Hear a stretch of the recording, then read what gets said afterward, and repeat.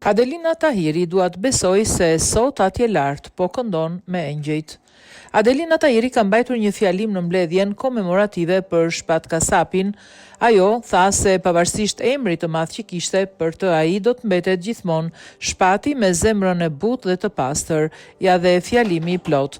Mendova se do të takohemi diku të ham një drek bashk ashtu siç më premtove, të paktën të këndonim edhe një herë në tavolinë, ashtu siç dinim ne. Kaq shumë fjalë na mbetën pa u thënë, pavarësisht emrit tënd të madh për mua, do të mbetesh gjithmonë Shpati me zemër të pastër, siç të njohëm të gjithë i dashur. E deshe muzikën me gjithë qenien tënde. Dua të besoj se sot atje lart po këndon me engjëjt. Të gjithë jemi udhëtar të kësaj bote dhe një ditë do të vijmë edhe ne. Dhe atë ditë, Shpatçe, do të këndojmë bashk, ashtu siç më premtove.